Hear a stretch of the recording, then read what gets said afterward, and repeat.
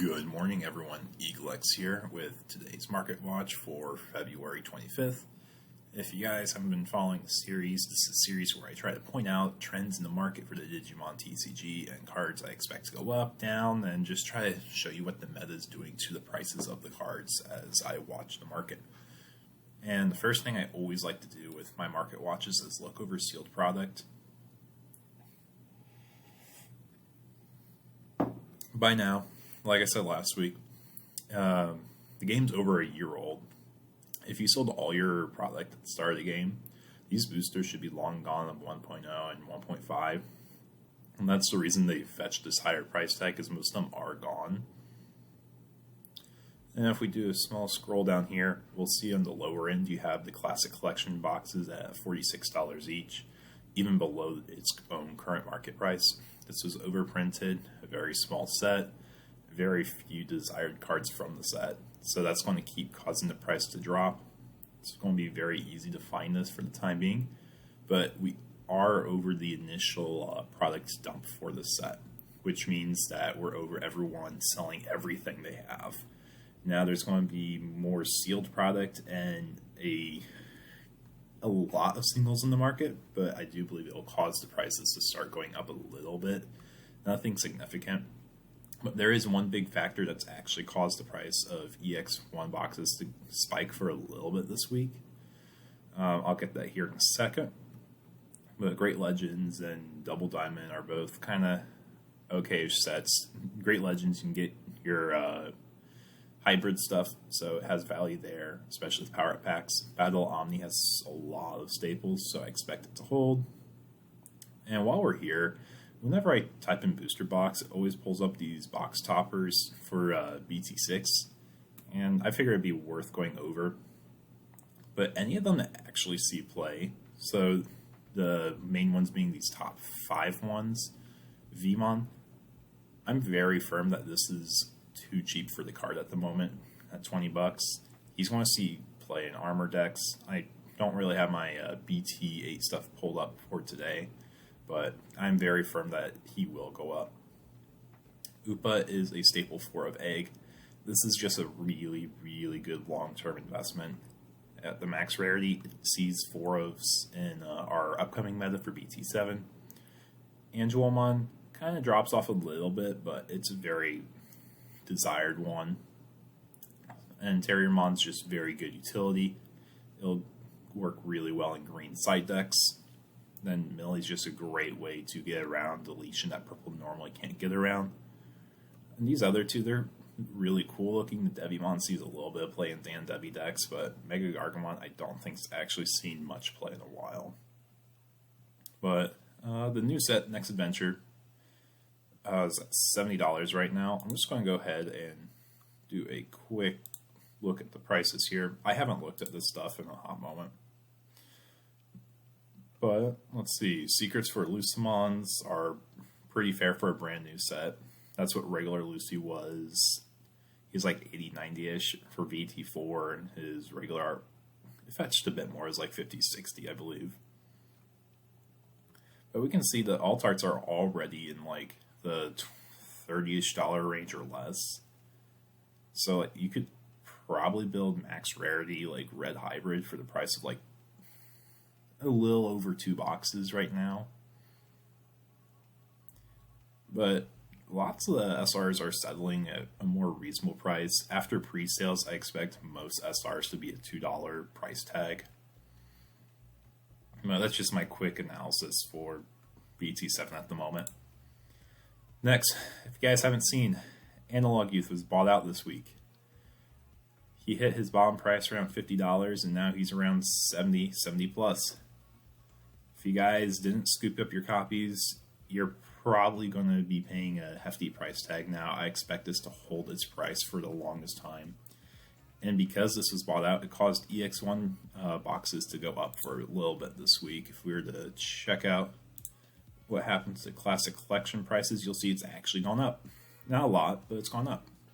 And that's because rather than buying the youth alt art, people are trying to rip open boxes to get it. The other stuff's pretty standard for the set, but Analog Youth is a very, very good long-term One, I have 5 copies of this card. It's one that I would pick up at the $50 mark, $70 if you're a collector and you love the card, though. Now we're going to focus on our meta for BT7. First, we have Shine Gaimons. I told you guys $4 or $5 was a great time to pick it up. $8 is pretty fair, honestly. I wouldn't think too much about it. I would probably scoop up a copy or two, because I do expect this deck to start picking up and doing more. But $8 is fair. And then Dynasmon support, the regular arts, they're nothing. If you want the alt arts, they've gone up a bit since BT6 came out. He didn't really see play there, but he's really useful for his Digivolving effect to fill your trash for Susanomon to proc. And then we're in the hybrid meta, where we look at all our tamers. TK Kari stamps are long gone, guys. But we can see most of the other tamers are pretty healthy. I'm surprised the Kari box topper's been going up. $10 price, I wasn't expecting that. She is roughly like 5s for the longest time. But obviously the Tai won't see play. He's just kind of hard to use. You'd rather play a Zoe instead of a Tai if you ever compare the two. And you'd rather play TK Kari over a Kari almost every time though too. But box topper TKs, this is probably what they'll be at for the entire format. Regular TKs around $8-ish bucks. It's pretty reasonable to me. Shifting over, if you guys have not seen, there was a buyout this week. The OG Starter Deck Patamons. They were originally like a $1 card, I think, if that. Yeah, roughly $1, but they quadrupled in price. This is just a market correction of them catching up to their other art variants. The champion one being around $12 and the participant one being around $6. With this one not even being $1, like the alternative was way too cheap. So it was just catching up. So if you're holding on to extra yellow star decks, it might be worth piecing out to get these out from it. Now we're going to our staple eggs. Like I was talking about blue Upas earlier, they're super staple. They're going to see play for pretty much the entirety of this game until there's a better blue egg that draws. Yellow Upa, pretty fair, and then the new event pack 2 one, I'll get to that at the end. $65, market price 65. That means people have been buying at that price. It's a pretty art, but give it time, it'll go down. It's a very fresh thing. Now to point out red hybrid stuff. Red hybrids, red tamers. Common ones you'll see in this format, Tai Kamiya and Takuya. And then some builds will run Marcus Daemon, but you don't really run any of the other tamers. If you play Agumon, you run Tai, but I don't think Agumon even sees play this format. But Tai is not just used in some red hybrid builds, he's also used in Jesmond, so he has a bit more versatility. Takuya is used for your red hybrid decks, he's a 4 of. And Marcus Daemon is like that niche one that you'll play in your red hybrid with Ancient Gaimon typically. I think these are fair. If anything, I'd probably pick up a Tai or two. I think he's a pretty good price for how much he will see play. And if you guys have not seen, Gaimons were being bought up. These things were like $1 for the longest time. Now they're spiking up to an $8 range. Reason being, when you're playing the hybrid format, you don't really do a lot in the raising area. You set up all your tamers and then you use the tamers as mini raising areas. So if you're running a red base, you just throw in 4 of these Gaimons, it gets you an extra draw. It's like you're consistent. Draw 1 for Digivolve and then promote next turn. Swing, draw 1 for attack, because you don't have an egg that draws in red without like the stipulation like Koromon, where you need the Greymon in the line. So Dashback Gaimon is the more opted one. This is something Japan didn't have in their meta, so people forgot about it for the longest time.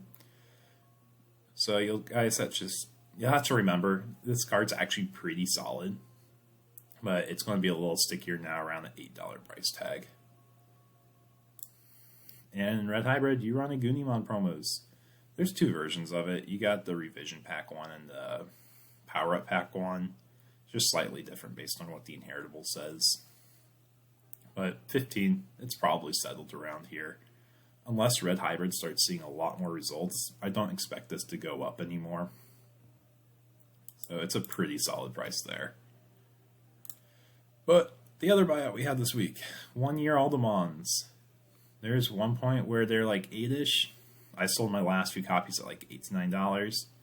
And then it went all the way up to 50. As you can see, people are starting to list their copies. It's Red Hybrid hype. It's not a card that sees like a huge amount of play. It's cool. It looks nice, but it's not like a full of in any Red Hybrid deck. You are running the new Digimon over this one. This one's like I said, it's like maybe a 1 to 2 of if that. So is this price worth it? For collectability, probably, but for competitive play, I don't personally think so. Then you got Red Hybrid. It's the secret. He sees play right now. He's going to be holding this price tag. $40 is where I kind of expected him to like have a price ceiling at. When he was above that, I was really impressed. But it looks like he's starting to go down to that $40-ish price tag of a playable secret. And then Jesmond. This is something that I'm going to be very speculative of, but I do believe regular art Jesmonds are great pickups right now. We have the starter decks being revealed this upcoming week or two, and I do believe this Jesmond will be a very strong candidate for being played in her deck still. The new Event Pack 2 one looks really cool, but hold out, guys. You don't have to spend $180 on this. It's going to be like the Lord Knight from Event Pack 1. It's going to drop eventually, and I'm actually going to show that here at the end here. But just be patient. This thing will go down. There's lots of events happening. For the DigiFest events, you're getting like a 20 bazillion event packs. So it'll flood the market with more of these, ideally. Then Lilithmond. It's a card I'm looking after, guys. I believe Lilithmond's going to be very strong this upcoming format. She's played in her Lilithloop deck with Cerberus and Ismon. With those two cards, she's very strong, mid-rangey, and she can play really well in this meta, even with the MDF ban. It hurts her, but it doesn't hurt her as badly as it hurts Yellow Hybrid. So if you enjoyed playing Purple and BT6, you'll enjoy it in BT7. Then at the start of BT8, we will have the Mastermind starter decks, which utilize 4 Zort defeats. So I just want to monitor this staple. It is a very good long-term staple. He doesn't see play like he did in Security Control. That deck's pretty much dead now, but he will see play with Magna Angemon. They're both holding the same price tag roughly because they are just really strong SRs still. Magna Angemon a lot less in this format though. But if you can pick up extra copies of those two cards, I'd be doing that. And to wrap up MarketWatch today, Event Pack 1 and Event Pack 2. Just for some comparisons so we have an idea. Like, the most expensive card in this entire set was the Lord Knight. And Lord Knight, this came out in like BT5. So like, people were trying to get this for their max rarity decks. If we look at the pricing for this, you'll see it was around 140, 150-ish for a good while. And it's actually just kind of recently in the last 3 months that it's dipped below. Yeah, there you go. I forgot you can change the window. But like, it was 200-ish at the start. It's like that 180 mark. But it's kept dropping over time as more of them were introduced into the market. It's going to be similar for Jesmond. The only difference is we know there's a starter deck for Jesmond coming out, and Jesmond has been a lot more steady with gameplay than Lord Knight was. Lord Knight had its one format. Jesmond has multiple formats where it's one of the best red decks. So I expect this to hold a higher price tag than the Lord Knight. So it'll probably sell around 120-ish in the long run. The Anubismon's really cool, but he's going to be pretty comparable to the War Grey. They're cool, they see play in their own respective decks, they're actually alt-arts, but does he really see that much play? Not really, we just need to wait for more Event Pack 2s to come to the market.